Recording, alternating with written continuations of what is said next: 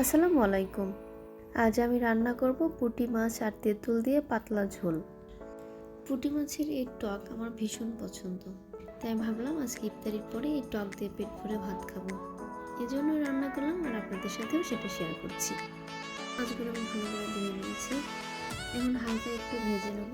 এই জন্য সামান্য মরিচ গুঁড়া, হলুদ গুঁড়া, নুন আর সামান্য তেল দিয়ে মাখিয়ে নিলাম। এবার একটা কড়াইতে তেল দিয়ে হালকা একটু করে ভেজে উঠিয়ে নিলাম।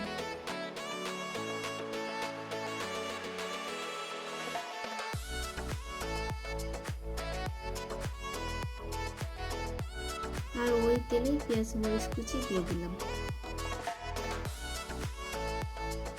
পেঁয়াজ রসুন একটু লাল লাল হয়ে আসলে দিয়ে দিব পেঁয়াজ রসুন বাটা। পেঁয়াজ রসুন বাটা দিয়ে একটু ভেজে নেব। তারপর দিয়ে দিব স্বাদ মতো নুন, মরিচের গুঁড়া, হলুদের গুঁড়া, ধনিয়ার গুঁড়া আর জিরার গুঁড়া। এবার মশলাগুলো কষিয়ে নেব।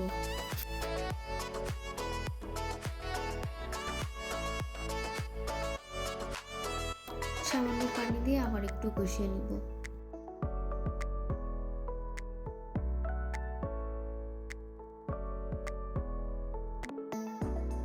কষানো হয়ে গেলে ঝোলের জন্য পানি দিয়ে দেব। পানি দেওয়ার সময় ভিডিওটা অন করতে ভুলে গিয়েছিলাম। তারপর ঢাকনা দিয়ে অপেক্ষা করব বলক ওঠা পর্যন্ত। এখন বলক উঠতে থাক, এই ফাঁকে আমরা তেঁতুলগুলো ছিলে নিই।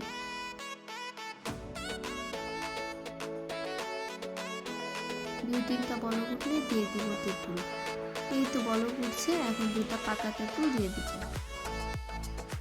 এরপর ভেজে রাখা মাছগুলো দিয়ে রান্না করব 10 মিনিট।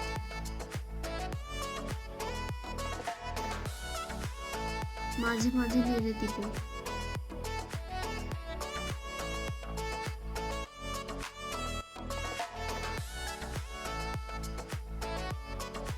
এই তো 10 মিনিট পরে হয়ে এসেছে। এখন চুলার জাল বন্ধ করে দেব।